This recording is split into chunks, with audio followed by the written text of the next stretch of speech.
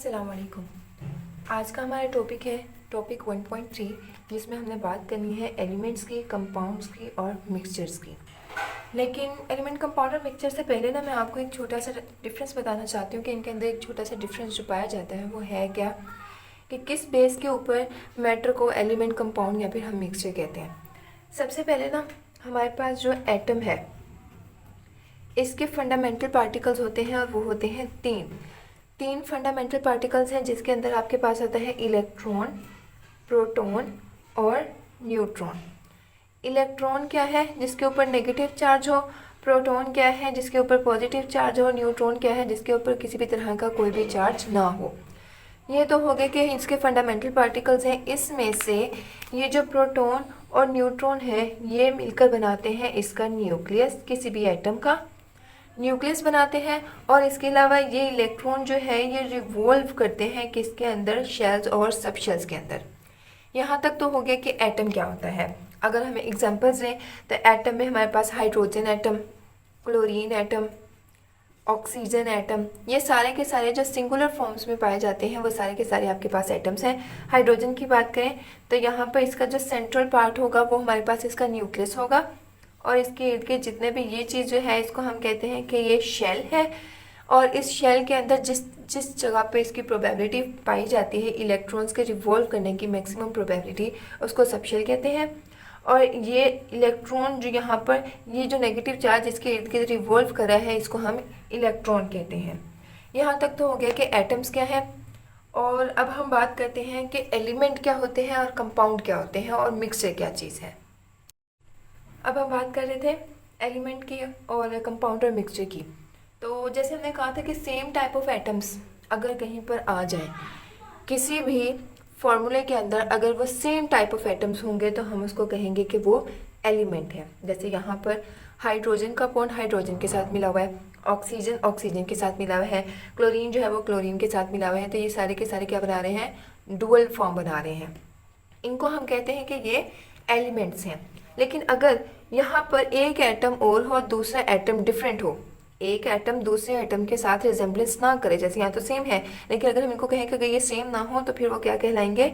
Substance कहलाएंगे। जिस तरह से हम यहाँ पे बात कर रहे हैं कि different type of atoms form substance. HCl, इसमें ये हाइड्रोजन है, ये क्लोरीन है और ये मिलकर HCl हाइड्रोक्लोरिक एसिड बना रहे हैं। ये हाइड्रोजन है, ये ऑक्सीजन है, फिर हाइड्रोजन है तो वाटर का फॉर्मूला बना रहे हैं। तो सेम टाइप ऑफ एटम्स होंगे तो वो एलिमेंट बनाएंगे, डिफरेंट टाइप ऑफ एटम्स होंगे तो फिर वो सब्सटेंस बनाएंगे। अब यहाँ पर बात हो रही है कंपाउंड और मिक्सचर की। तो कंपाउंड और मिक्सचर जो है ना वो आते हैं सब्सटेंस के अंदर। सब्सटेंस को ना दो कैटेगरीज के अंदर डिवाइड किया जाता है।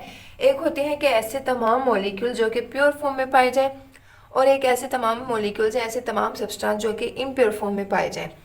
जो प्योर फॉर्म में पाए जाते हैं कंपाउंड्स, जो प्योर फॉर्म में पाए जाते हैं सब्सटेंस हैं उनको हम कंपाउंड्स कहते हैं, और जो इम्प्योर में पाए जाते हैं उनको हम मिक्सचर्स कहते हैं। अब आगे इनकी हम डिटेल पढ़ते हैं। इसके अलावा इनका एक और टॉपिक भी आएगा जिसके अंदर इन सब का एक प्रॉपर डिफरेंस बताया हुआ है कि एलिमेंट, कंपाउंड और मिक्सचर इनका डिफरेंस क्या है।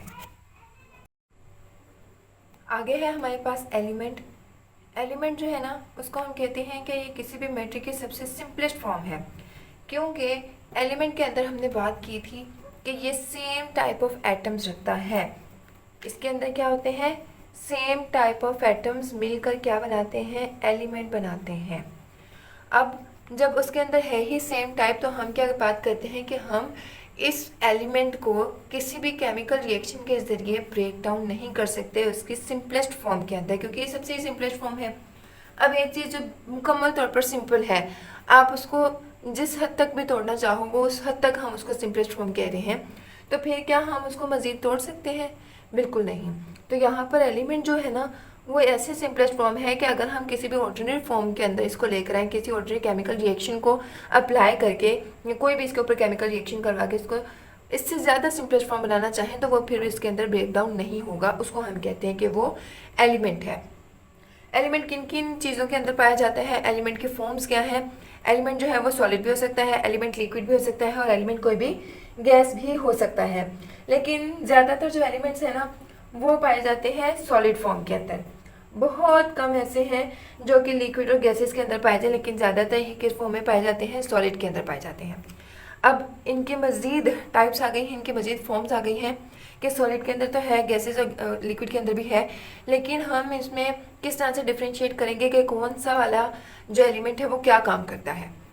मेटल, नॉन मेटल, मेटलाइट्स और नोबल गैसेस, ये 3 से 4 टर्म्स ऐसी हैं जो कि इलेक्ट्रॉन के ऊपर बेस करती हैं, उनके डुप्लेट ऑक्टेट के ऊपर बेस करती हैं। मेटल जो है ना, मेटल को हम कहते हैं कि इसके ऊपर पॉजिटिव चार्ज होता है। Non metal negative charge contain करते हैं। मेटलाइट्स डिपेंड करते हैं कि इसके साथ अटैच होने वाला क्या चीज़ है, ये पॉजिटिव भी हो सकते हैं, ये नेगेटिव भी हो सकते हैं। नोबल गैसेस, नोबल गैसेस इनका ऑक्टेट और इनका डुप्लेट, मतलब आउटर मोस्ट में 2 इलेक्ट्रॉन्स हों या आउटर मोस्ट में 8 इलेक्ट्रॉन्स हों, वो कम्प्लीटली फिल्ड होते हैं, ये किसी के साथ भी रिएक्ट नहीं करते। ये 3 से 4 फॉर्म्स हैं जिसके अंदर एलिमेंट्स जो हैं वो पाए जाते हैं, और इनको हम मज़ीद डिफरेंस क्रिएट करेंगे कंपाउंड और मिक्सचर के साथ अगले टॉपिक के अंदर। अगला हमारा टॉपिक है कंपाउंड्स के बारे में। कंपाउंड्स जो हैं, जैसे कि अभी हमने बात की थी कि अगर हम सब्सटेंस की बात कर रहे हैं कि जिसके अंदर डिफरेंट टाइप ऑफ एटम आ रहे हैं, जिसके अंदर डिफरेंट टाइप्स ऑफ एटम्स आ रहे हैं, उसको हम सब्सटेंस कह रहे हैं। और सब्सटेंस को 2 कैटेगरीज के अंदर डिवाइड किया था, एक था कंपाउंड, एक था मिक्सचर। और कंपाउंड को हमने कहा था कि ये प्योर स्टेट है और ये जो है ये इम्प्योर स्टेट है। किस चीज़ की? सब्सटेंस की। तो सेम वही बातें हम यहाँ पर अब करेंगे कि किसी भी सब्सटेंस की प्योर स्टेट जो होगी ना, उसको हम क्या कहेंगे? कंपाउंड। कंपाउंड उसकी प्योर स्टेट हो गई। दूसरी बात कि जब एटम्स आपस में मिलते हैं तो उनके दरमियान किसी तरह का कोई ना कोई केमिकल बॉन्ड बनता है। वो केमिकल बॉन्ड जो है या तो वो आयनिक होगा, या तो वो कोवलेंट होगा, या तो वो कोऑर्डिनेट कोवलेंट होगा, या फिर वो मेटेलिक होगा। और ये डिपेंड करता है कि आउटर मोस्ट शेल के अंदर कितने इलेक्ट्रॉन्स या वैलेंस इलेक्ट्रॉन्स कितने हैं, उन्हीं की बेस पे ये बॉन्ड बनते हैं। और इन बॉन्ड्स को हम केमिकल बॉन्ड कहते हैं कि जब कोई भी एटम किसी दूसरे एटम के साथ मिलता है तो उनके नतीजे में उनके दरमियान कोई ना कोई केमिकल बॉन्ड बनता है। वो आयनिक, कोवलेंट, कोऑर्डिनेट कोवलेंट या मेटेलिक कोई भी हो सकता है। जब ये बॉन्ड मिलते हैं ना आपस में, इनके दरमियान जो एटम्स होते हैं उनकी रेशो भी फिक्स्ड होती है। जैसे अगर हम बात कर रहे हैं NaCl की, तो Na ये भी एक इस्तेमाल हो रहा है, सोडियम का एटम। Cl क्लोरीन है, इसका भी एक ही एटम इस्तेमाल हो रहा है, और ये दोनों एक एक एटम मिलके क्या बना रहे हैं? एक पूरा का पूरा कंपाउंड बना रहे हैं। अगर हम बात करें C6H12O6 ग्लूकोज की, तो इसके अंदर 6 कार्बन एटम, 12 हाइड्रोजन और 6 ऑक्सीजन एटम्स जो हैं ये मिलकर क्या बना रहे हैं? ग्लूकोज का एक कंपाउंड बना रहे हैं। ये एक कंपाउंड बना रहे हैं। और अगर हम इसमें बहुत ज़्यादा तादाद भी बात करें ना, तो फिर भी हर एक के अंदर इतनी ही क्वांटिटी होगी। तो इसका मतलब है कि इनकी रेशो क्या होती है? फिक्स्ड होती है। और जब इनके अंदर किसी तरह का कोई केमिकल बॉन्ड पाया जाता है ना, तो इसको हम इजीली ब्रेक नहीं कर सकते, मतलब उनको तोड़ नहीं सकते। उनके दरमियान के जो बॉन्ड होते हैं ना, ये बॉन्ड केमिकल बॉन्ड, इसको इजीली ब्रेक नहीं कर सकते। दूसरी बात कि किन किन फॉर्म्स में पाया जाता है, ये आयनिक, कोवलेंट, कोऑर्डिनेट कोवलेंट, मेटेलिक, ये इनके ऊपर बेस करता है कि किसी भी कंपाउंड के अंदर जो बॉन्ड होगा उसको उसी कंपाउंड का नाम दिया जाएगा।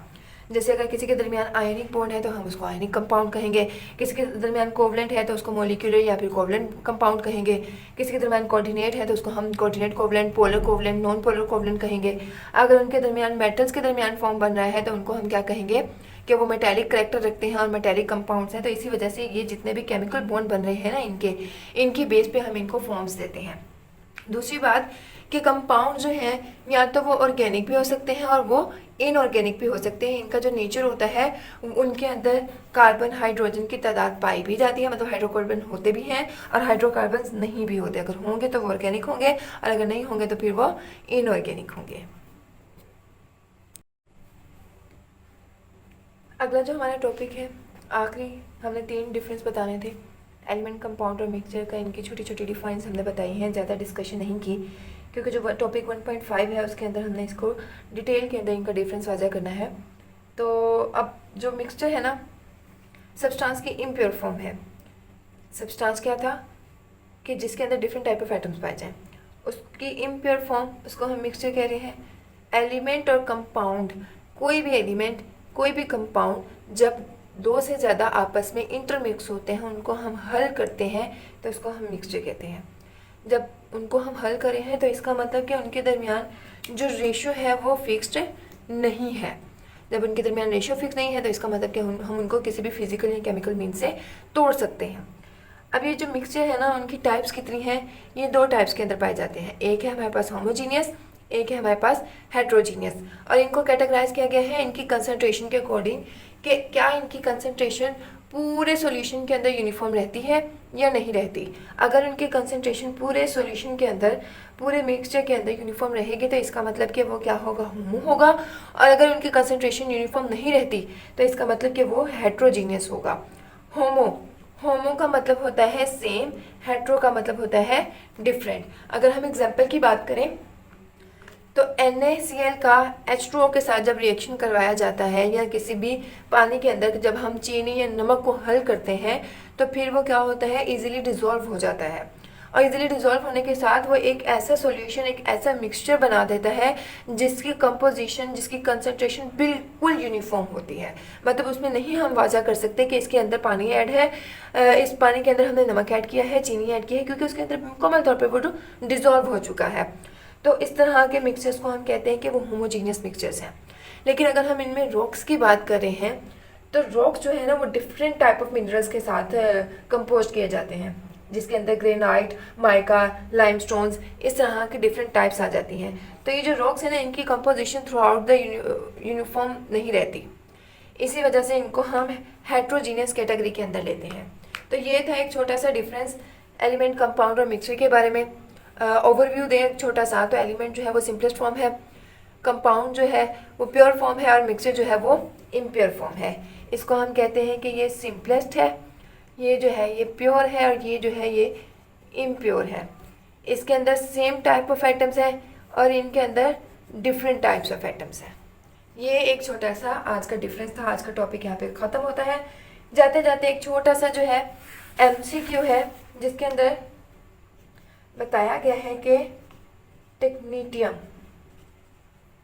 ये जो टेक्नीटियम है ना, ये एक ऐसा एलिमेंट है जो सिंथेसाइज्ड करवाया गया था लेबॉर्ट्री के अंदर। ये एक MCQ है कि बहुत सारे एटम्स ऐसे हैं जो नेचुरली अक्रिंग पाए जाते हैं, लेकिन ये जो टेक्नीटियम है ये एक ऐसा एलिमेंट है जिसको हमने फर्स्ट टाइम लैब में सिंथेसाइज करवाया था। इसको साइंटिस्ट ने लैब में क्रिएट किया था। तो आज के लिए इतना ही। अल्लाह हाफिज़।